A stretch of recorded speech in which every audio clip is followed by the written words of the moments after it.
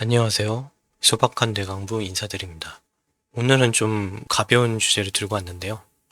최신 엔비디아 그래픽카드 이슈 털기 이렇게 시작하려고 하고요. 그 다음에 이제 여기 머신러닝이라는 표현을 쓴 거는 중간에 이제 렌색이라는 알고리즘을 쓰거든요. 그래서 렌색이라는 알고리즘을 써서 이상치라고 그러죠. 아웃라이어가 빠진 형태의 선형 그래프를 그리는데 사용하거든요.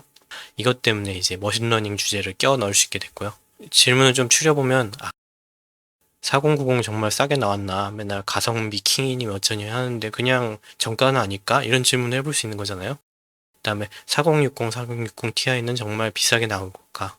이게 우리의 기대치에 못 미치는 거지 실제로 가격이 비싼 건 아닐 수 있잖아요. 그런 거를 이제 검증해 보려고 하는 거죠. 그 다음에 이제 30 대비 40 시리즈의 주된 성능 향상은 공정발일까? 이건 이제 제가 이제 질문을 해본 건데요. 크게는 세 가지 질문을 답하는 형태로 내용을 채워 넣으려고 하고요. 이제 평가 및 분석 대상이 어떻게 되냐면 세대별로 이제 얼마나 재료를 썼나에 대해서 가격이 얼마나 올랐나. 재료를 많이 쓰면 그거에 비례해서 가격이 오를 텐데 가격이 더 올랐든가 아니면 가격이 덜 올랐든가 뭐 이런 걸 확인해 볼 수 있는 거죠. 세대 간에 코어 수랑 클럭 스피드를 곱했을 때 이게 성능이랑 얼마나 비례하는가 두 가지를 확인해서 앞서 얘기 드린 세 가지 질문에 대해 답을 드리려고 하는 거고요. 그래서 사전 지식으로 알려드리고 싶은 게 있다면 엔비디아 그래픽카드 출시를 곁들인 황 회장의 발언들 이게 중요한 거거든요. 왜냐하면은 이 발언들이 결과적으로는 이 엔비디아 그래픽카드를 대표하는 앞으로의 기조나 앞으로의 방향성을 설명하기 때문인데요. 이 발언들을 한번 먼저 확인해보고 진행하려고 해요.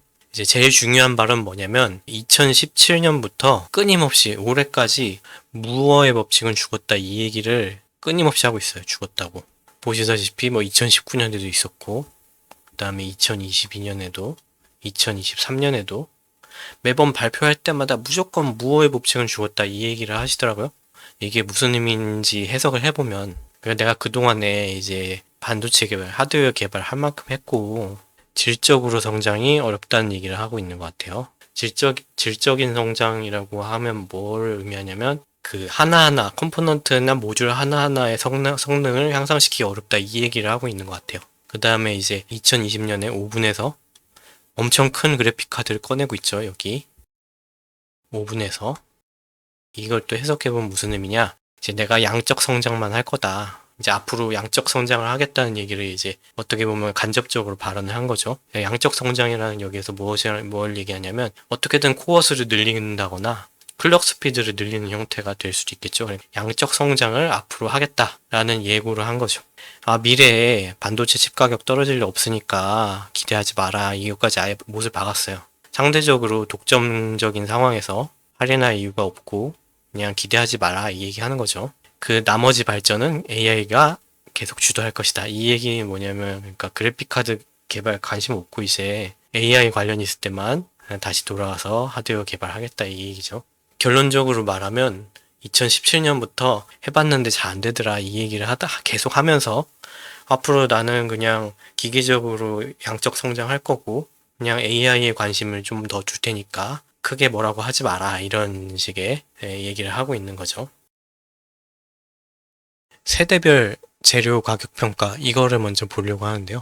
여기서 주요 논리는 이래요. 그러니까 뭐 성능 이런 거를 고려하지 않고 공장에서 예를 들어서 재료를 얼마나 투입하면 그거에 비례해서 가격을 산정하는지를 볼 수가 있잖아요. 그래서 재료를 쓴 만큼 돈을 받아야겠다 이 얘기를 하는 거고요. 세대별로 이제 세대 그룹별로 묶어서 확인해 보겠다는 거예요. 그래서 데이터셋은 10 시리즈부터 40 시리즈까지의 하드웨어 사양 그리고 가격 MSRP죠. 이거 MSRP. 제가 이제 테이블을 처음에 보고 나서 수많은 하드웨어 스펙 특성들이 의미가 있을 줄 알았어요. 밑에 테이블에 먼저 보시면 이제 쿠다 코어가 있고 텍스처 매핑 유닛이 있고 그 다음에 스트리밍 멀티 프로세서 카운트가 있고 텐서 코어가 있고 RT 코어가 있어요. 그리고 메모리 크기가 있고 메모리 버스가 있는데 우선 메모리 크기랑 메모리 버스는 우선은 성능에 비례해서 우선 계속 커지는 게 사실이고 일단 메모리 버스도 엄청나게 큰 영향을 끼치는 건 아닌 것 같아서 우선 제외를 할게요. 그 다음에 이제 쿠다 코어랑 나머지 것들, 이 TMU부터 RT 코어까지 이것들의 개수를 살펴보면, 예를 들면 첫 번째 줄을 볼게요. 512 곱하기 31을 하면 16,384가 돼요. 128 곱하기 128을 하면 16,384가 돼요. 그 다음에 512 곱하기 31을 하면 16,384가 돼요. 그 다음에 128 곱하기 128을 하면 16,384가 됩니다. 그냥 쿠다 코어 수에 비례해서 다른 모든 세부 모듈들의 숫자가 결정이 된다는 거예요. 이거를 아무리 뭐 섞어서 데이터를 분석해봤자 어차피 쿠다 코어 수로 그냥 비례해서 계산하면 나머지 특성들은 다 혼재된 채로 분석이 가능하다는 뜻이에요. 거꾸로 말하면 따로 분리를 할 수가 없다는 거죠, 특성을. 그래서 불필요한 특성 제거.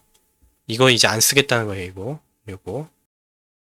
결론적으로 이제 간단한 선형관계, 쿠다 코어 수 대비로 해서 MSRP의 선형관계를 정리를 할 수 있다는 거예요. 그리고 중간에 이제 이상치를 위해서 렌색이라는 선형회계 알고리즘을 쓰는데, 이거는 그래프를 보면서 제가 먼저 설명을 드릴게요.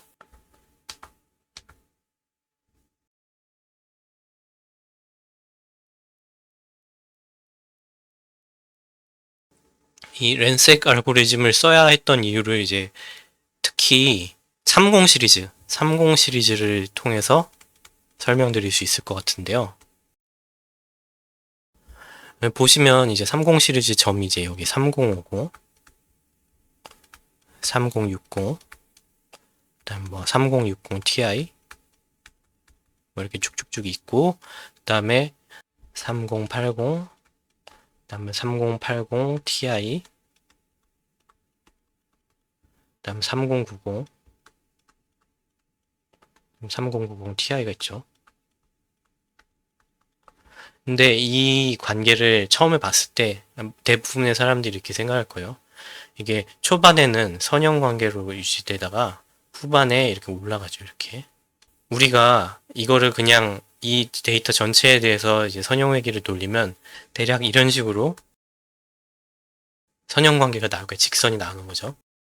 그러면은 실제로는 여기 이제 선형에 가까운 파트가 있고 비선형 파트가 이렇게 있는데, 근데 이 비선형 파트 때문에 비선형 파트의 이 이상치, 아웃라이어 때문에 실제로 직선이 너무 왜곡돼서 결과가 나오는 문제가 생기죠, 이게. 그래서 이제 가능한 한 직선 구간을 이제 따로 판별해내기 위해서 아웃라이어를 배제하는 형태의 이제 선형회계 알고리즘을 선택을 한 거고, 그걸로 선택한 게 이제 렌색 알고리즘이에요, 여기서. 이제 렌색을 쓰게 된 이유를 이제 설명을 드린 거고요.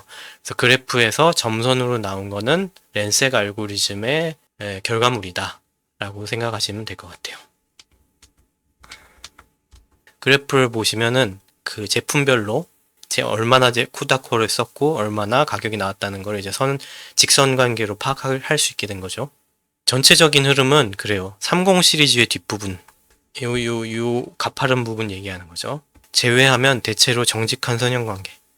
이게 이제 그 제품에 투입된 재료만큼 가격을 책정하고 있다. 뭐 이렇게 설명할 수 있는 거죠. 정직하게. 코어 하나당 비용을 따져보면 이제 파스칼일 때는 코어 하나당 0.197달러였다 라는 거고요. 그 다음에 튜링일 때는 코어 하나당 0.269였다. 가격이 많이 올랐죠. 그리고 암페어일 때 다시 가격이 많이 떨어졌고, 그 다음에 에이다로 오면서 이제 가격이 살짝 올랐죠. 0.01이 올랐죠. 약간 참고사항에 제가 적어드린 내용을 다시 얘기 드리면, 파스칼 시절에는 이제 RTX 관련된 게 아무것도 없었어요. 그러니까 뭐 텐서, RT코 이런 게 RT 관련된, 레이트레이싱 관련된 게 아무것도 없었으니까. 근데 그럼에도 불구하고 높은 가격을 좀 유지를 하고 있었고, 그 다음에 이제 튜링에 들어서 RT코어를 추가하고 텐서코어를 추가하면서 개발 비용을 포함한 고비용으로 이제 생각이 되고요. 암페어에서 오면서 이제 다시 코어의 가격을 많이 떨어뜨렸죠. 그러니까 상대적으로 이때의 가격이 가장 합리적인 가격이었던 거죠. 우리 소비자의 입장에서. 근데 이 가격으로 살 수가 없었죠. 왜냐하면 코인 채굴 화랑기에 출시를 했으니까.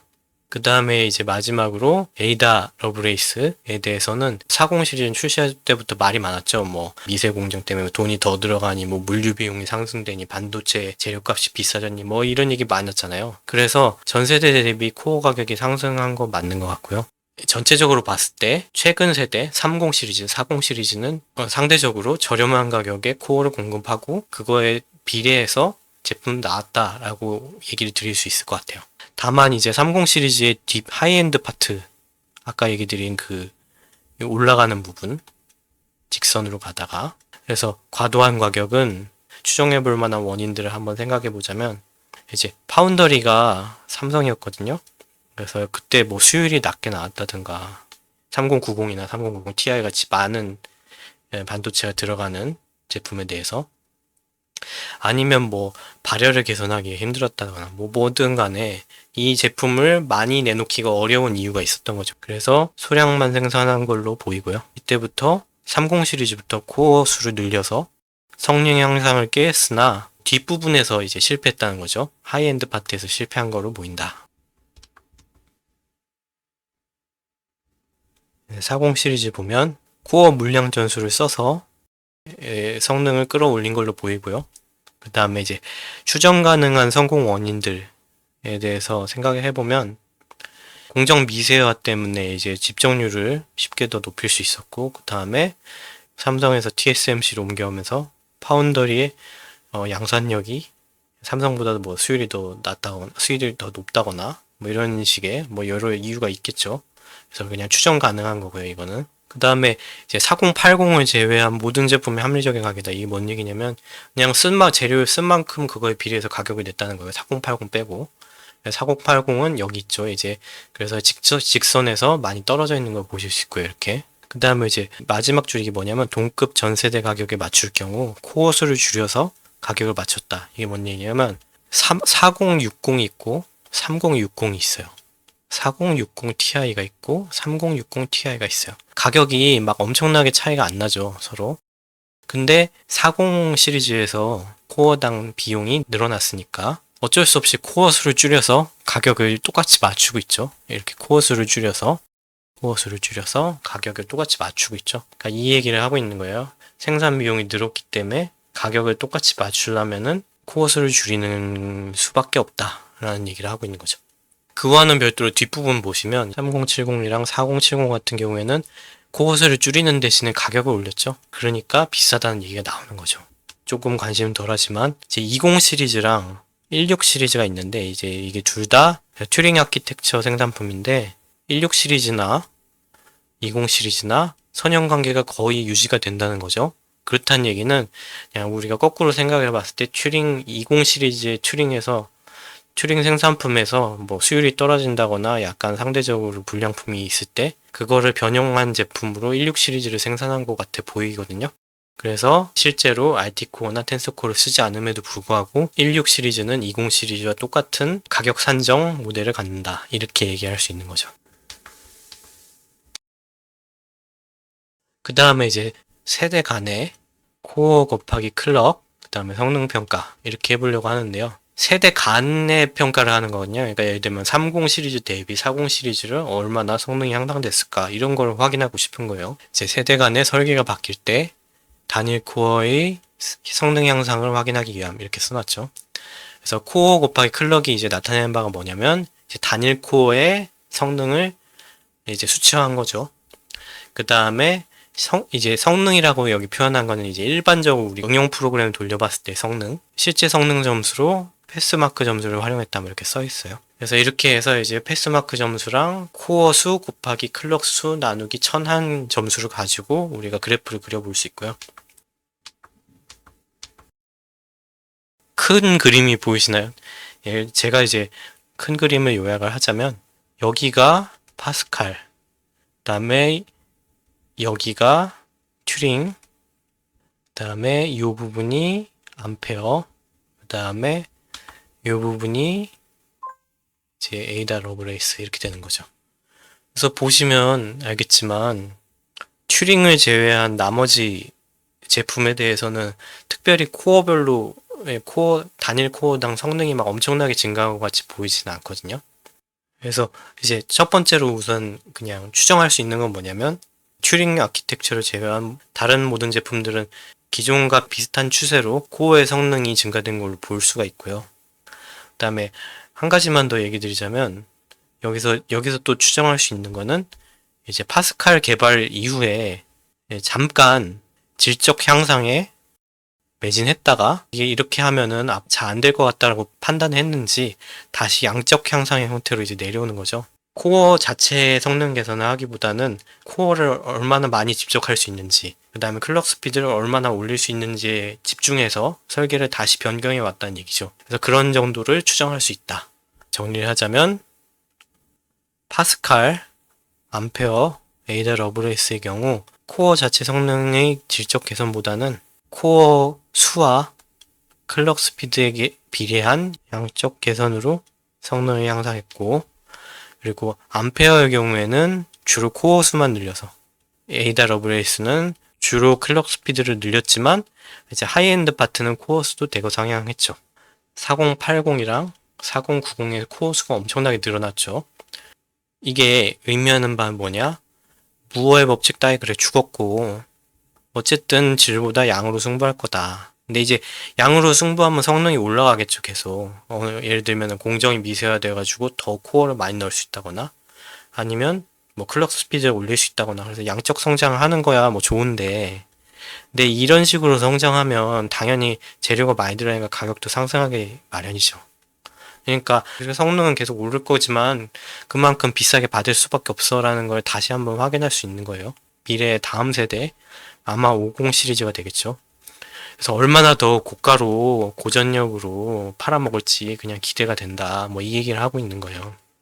진짜로 얼마나 더 이거를 많이 할지 참 좀 모르겠다. 이거 됐고, 마지막 이제 처음에 했던 질문들에 대한 답을 드릴 시간이 왔는데요.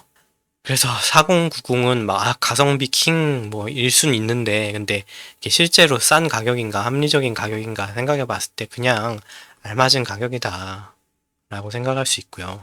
그 다음에 4060, 4060 Ti는 비싼가?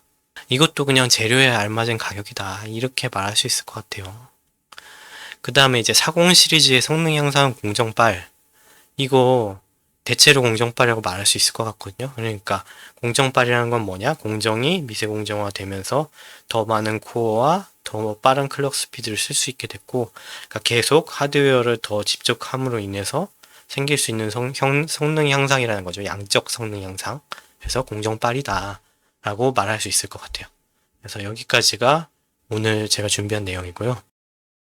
제가 이 자료를 준비하면서 느끼는 건데, 엔비디아라는 회사가 나름 정직한 가격 책정을 하고 하는데, 경쟁사들이 좀 처지다 보니까 시장을 리딩하는 회사의 입장에서 이제 내가 원하는 방향으로 이 기술들을 끌고 갈 수 있다는 거죠. 정직하긴 한데 끌고 가는 방향은 좀 반소비자적인 경향이 있다. 뭐 이렇게 얘기할 수 있는 거죠. 특히 게이머나 뭐 그래픽 카드를 좀 생각하고 계신 분들에게는 계속 어려움이 예상된다라는 거를 이번 자료를 만들면서 생각하게 됐고요. 아마 다음 자료로 이제 이 렌색을 설명하는 기회가 있을 것 같은데 그때 다시 찾아뵙게 될 것 같아요. 그렇습니다. 어쨌든 이상입니다.